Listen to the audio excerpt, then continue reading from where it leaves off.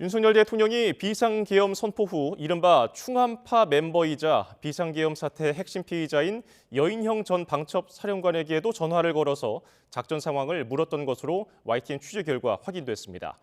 대통령이 비상계엄 상황을 직접 챙긴 정황이 잇따라 드러나고 있습니다. 부장원 기자입니다. 윤석열 대통령이 비상계엄을 선포한 뒤 여인형 전 방첩사령관에게도 전화를 했던 것으로 확인됐습니다. 여 전 사령관은 검찰 특별수사본부 소환을 앞두고 YTN과의 전화 인터뷰에서 계엄 당시 윤 대통령에게 전화를 받았다고 처음으로 인정했습니다.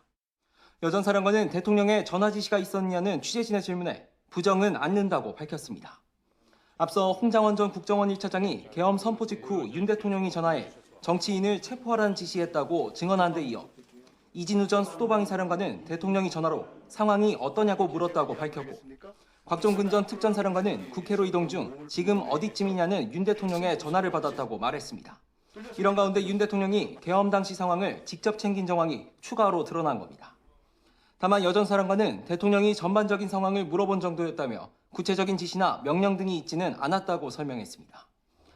여 전 사령관은 또 다른 핵심 쟁점인 주요 정치인에 대한 체포 시도 의혹에 대해서도 사실상 시인했습니다.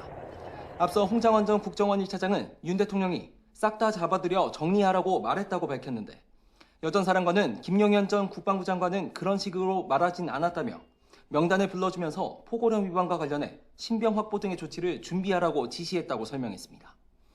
여 전 사령관은 이와 관련해 김 전 장관으로부터 경찰과 협조하라는 지시 들었고 이후 조지호 경찰청장에게 전화해 더불어민주당 이재명 대표와 국민의힘 한동훈 대표, 우원식 국회의장 등 명단에 오른 인물들에 대해 위치 추적을 요청했다고 설명했습니다. 계엄 선포 이후 윤 대통령이 계엄군의 움직임에 직접 관여한 것으로 보이는 정황이 곳곳에서 드러나는 가운데 대통령을 향한 수사당국의 움직임이 주목됩니다. YTN 부장원입니다.